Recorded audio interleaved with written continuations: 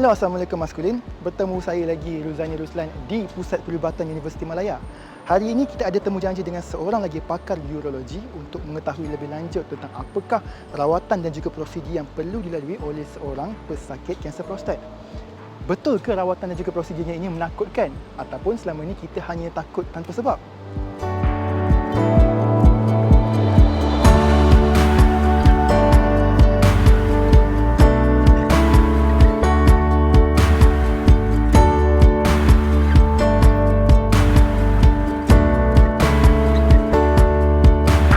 Okay, Doktor.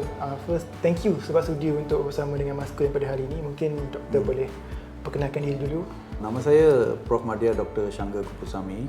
Saya bertugas di PPUM sebagai Ketua Jabatan Surgery dan juga pakar perunding kanan urologi lah. Sejak dah lama dah ni, saya dah jadi pakar perunding urologi sejak 2010. 2010 dan banyak pengalaman pakar-pakar urologi di hospital ni untuk merawat pesakit prostate cancer lah. Jadi sepanjang Doktor bertugas sebagai di bidang ini, berapa ramai yang berjaya, yang Doktor melihat sendiri berjaya sembuh daripada kanser prostat? Adakah lebih ramai berbanding yang tidak berjaya? Kalau kita lihat tentang burden of the disease lah, berapa ramai pesakit yang kami rawat, biasanya kebanyakan lebih kurang 50 hingga 60% pesakit yang datang ke hospital untuk mendapat rawatan prostate cancer adalah dalam tahap stage 4 actually, stage 4 disease. So ramai. So pesakit yang datang dengan tahap 4 biasanya the story is not very good news lah. Dia mungkin tidak dapat dirawat sampai sembuh. Mungkin kita hanya boleh control penyakit mereka sahaja. Tapi kalaulah kita dapat merawat pasien daripada stage 1, 2, mungkin stage 3 pun kita boleh rawat sampai sembuh. So jika nak tahu lebih ramai ke pesakit yang dirawat sampai sembuh ataupun yang tidak berapa bernasib baik dan mungkin hilang nyawa disebabkan stage 4, mungkin susah nak cakap secara statistik, tapi semua pembaca atau pendengar perlu tahu bahawa ramai pesakit yang datang pada tahap keempat di mana kita hanya boleh merawat dengan mengawal penyakit itu supaya tidak memberi gejala yang lebih teruk kepada pesakit. Adakah diagnosis awal ni adalah faktor utama untuk kita betul-betul boleh menangani kanser prostat ini sehingga sembuh? Memang betul, sebab jika kita dapat mengesan penyakit ni di tahap awal, hampir 95% ke 99% pesakit boleh dirawat sampai sembuh. Ini bukan penyakit macam kanser lain yang mungkin akan datang balik ke ataupun menjejaskan nyawa seorang. Kalau kita dapat diagnose awal, kita boleh rawat sampai sembuh dan pesakit boleh menjalankan hidup macam biasa. Jadi macam yang Doktor kata tadi, ramai yang datang di tahap yang sudah teruk. Jadi Doktor rasakan apa kuncinya, kenapa mereka tidak mampu untuk detect awal penyakit tersebut? Banyak faktor.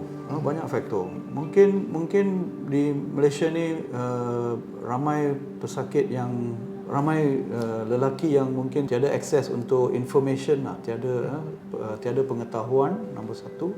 Mungkin mungkin duduk di tempat-tempat yang bukan mudah untuk mendapatkan rawatan di hospital yang berhampiran untuk datang cek masalah kewangan untuk membuat untuk berjumpa dengan doktor, dan juga biasanya kaum lelaki ni ramai yang tidak akan datang, come forward lah, yang akan datang ke hadapan, yang tampil ke hadapan untuk mendapatkan check up yang boleh mengesan penyakit ini. So lelaki memang dia orang susah sikit untuk datang. Biasanya bila kita jumpa dengan lelaki kan, dia orang saya okey je. Susah nak tampil ke hadapan, bila dah ada problem baru datang jumpa doktor. Masa tu mungkin terlambat. Ataupun adakah Doktor rasa yang mungkin ramai lelaki menganggap ada penyakit seperti contohlah macam kanser prostat ni macam ibarat satu perkara yang memalukan bagi mereka, sebab itu mereka tidak mahu tampil ke hadapan? Ada kemungkinan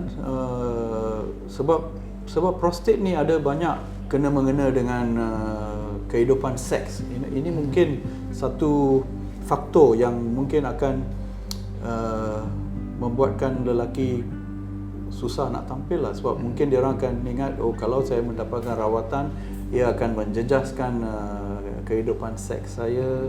So itu pun mungkin satu faktor, Di Malaysia ni ataupun di dunia ni kita tak ada program saringan untuk prostate cancer. Bukan kita nak saring semua orang, itu tidak boleh actually, sebab penyakit ni pun incidence dia dekat Malaysia pun sangat kurang juga. Masalahnya pesakit yang kita jumpa dah tahap 4. Itu masalah dia. Bukan dia insiden sangat tinggi. Tahu tak? So kalau kita nak tahu pesakit yang stage 4 ni, boleh tak kumpulan ni kita kesan dia orang lebih awal. Itu akan membuatkan kita memberi rawatan sampai dia sihat dan boleh mengurangkan gejala-gejala sampingan yang boleh timbul disebabkan oleh penyakit yang dikesan pada tahap 4 lah. Okey doktor, jadi berdasarkan pengalaman doktor sendiri, ada tak kes-kes yang mungkin doktor paling ingat? Pesakit saya yang umur dia mungkin 72 tahun ya, actually 72 tahun, dan saya berjumpa dengan dia hampir 8 tahun yang lalu lah. Okay, 8 tahun yang lalu. So dia datang jumpa saya disebabkan dia ada masalah kencing, saluran kencing. Dia mungkin sangat kerap pergi ke tandas, terpaksa bangun malam beberapa kali, and then dia flow dia, kelajuan kencing dia dah berkurang. So dia agak risau lah mengapa jadi macam ni. So dia datang jumpa saya. Ini mungkin 8 tahun yang lalu, umur dia lebih kurang 72. Okey, masa tu lah. So dia tak ada apa-apa masalah penyakit lain, tiada kencing manis, darah tinggi, semua tak ada. Dia sihat saja, tapi masalah kencing saja. So bila pesakit ni datang dengan simptom macam ni, kita biasanya akan buat sedikit pemeriksaan untuk merasa macam mana dengan jari lah, untuk merasa konsistensi dan surface of the prostate ni. Kita akan gunakan jari dekat melalui tempat berak lah patient. So tiada apa-apa masalah lah dengan kelenjar prostate, nampak macam biasa je. So secara untuk test selanjutnya, I buat PSA dia.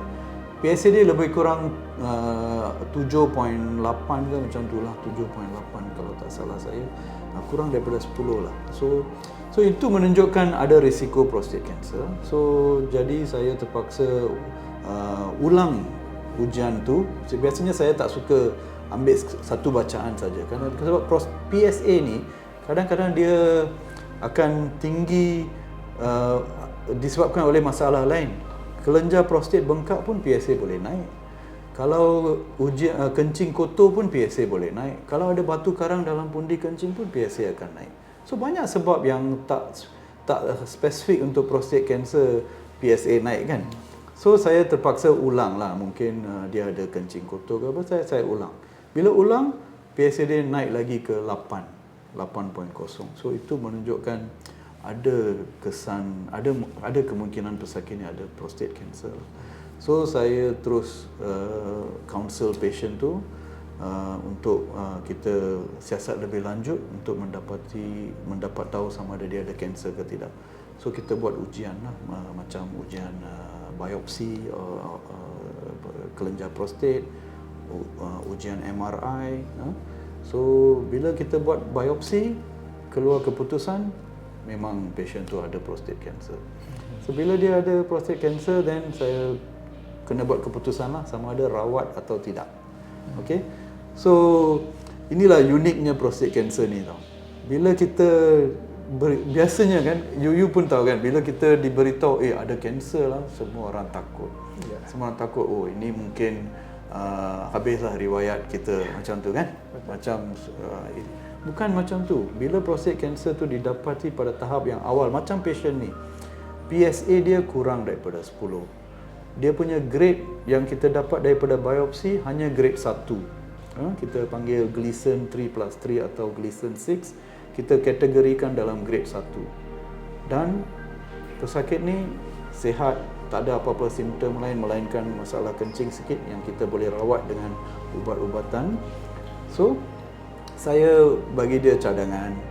Okey, kita observe sahaja. Okey.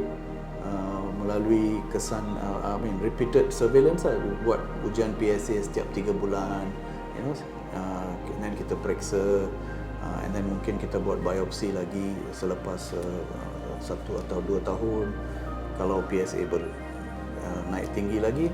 So didapati pesakit ni sehingga sekarang umur dia 80 tahun tidak membuat apa-apa rawatan, dia sihat saja. PSA dia lebih kurang 78 sahaja sampai sekarang. Dia tak buat apa-apa, dia sudah sampai umur 80 tahun tanpa membuat apa-apa rawatan. Satu berita yang sangat baik untuk patient. Tak payah melalui operation ke, radioterapi ke, as long as kita dapat kesan awal dan patient on follow up, walaupun dia ada progression, dia jadi lebih teruk, kita dah tangkap awal dah. Sebab dia setiap 3 atau 6 bulan dia datang kan. So kita tangkap awal. So let me show you macam mana kita buat biopsi, tempat kita buat biopsi dan peralatan yang kita pakai. Because sometimes pesakit akan rasa sangat takut.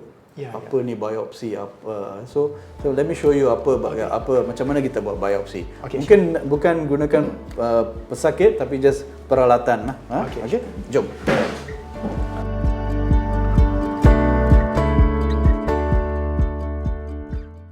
Hi Zaini, come. Come. So let me show you macam mana kita akan buat prostate biopsi. Biasanya ni satu prosedur yang ramai orang akan mungkin takut sikit lah nak melalui journey buat prostate biopsi ni. Actually not very painful. Mungkin dia not so comfortable sajalah sebab kita kena masukkan probe kita melalui tempat lubang berak kan. So mungkin rasa a bit uncomfortable, tapi kita akan pastikan patient do not experience apa-apa sakit lah. Okay. So ini ialah mesin ultrasound kita. Pesakit biasanya akan baring di sini, akan mengiring ke sebelah kiri biasanya lah. Okay.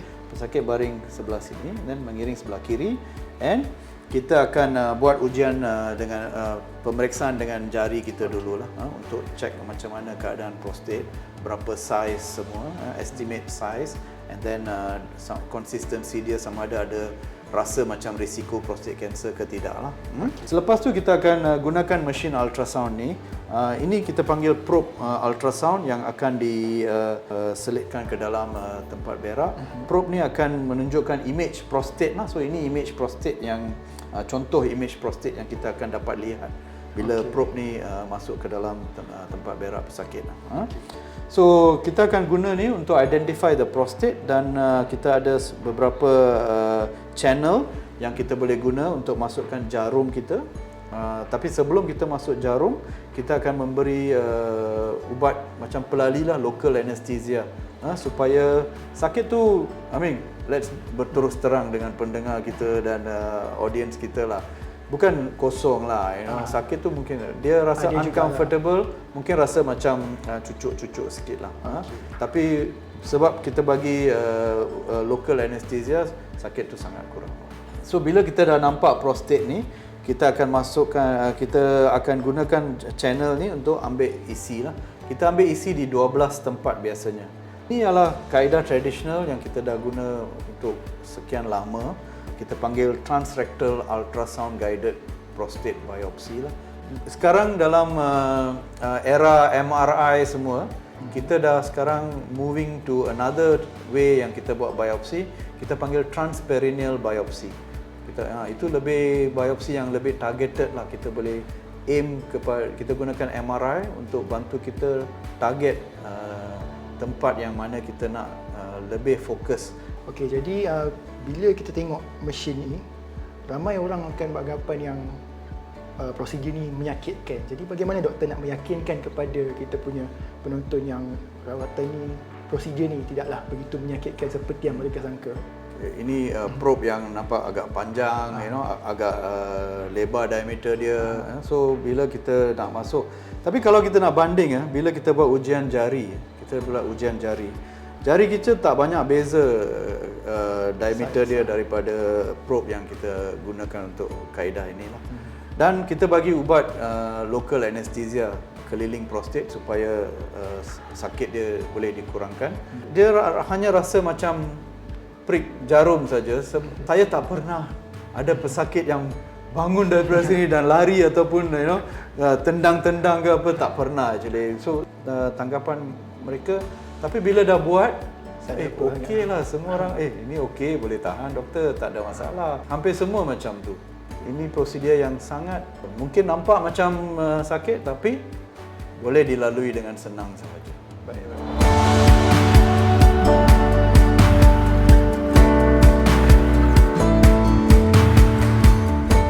Okay Zaini, so this is tempat di mana kita buat MRI lah. MRI adalah Magnetic Resonance Imaging of the prostate, untuk bahagian kelenjar prostat. So why we do MRI? Kita buat dalam dua setting lah. Satu, sebelum kita buat biopsi, kita buat MRI dulu. Bila pesakit tu di syak ada prostate cancer, kita akan buat MRI dulu untuk kita dapat local staging dan juga untuk kita guide kita punya biopsi. Actually bila ambil biopsi, kita nak buat targeted, macam saya cakap tadi kan, kita ada buat TP biopsi, itu targeted biopsi. Kalau saya nak tunjuk kepada Zaini macam mana MRI, machine MRI.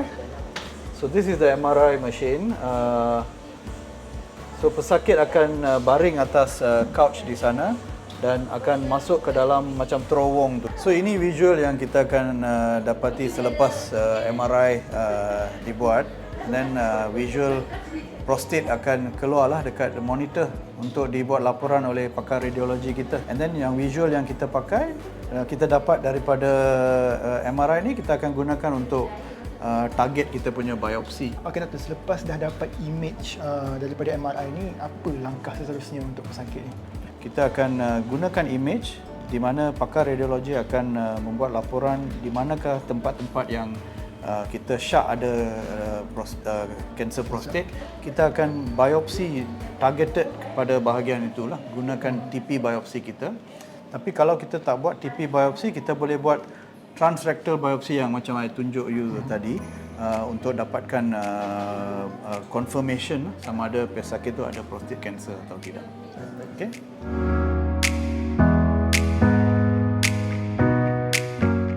Okey doktor, first saya nak ucapkan terima kasih sebab sudi untuk bawa kami untuk pergi tengok semua prosedur-prosedur tadi.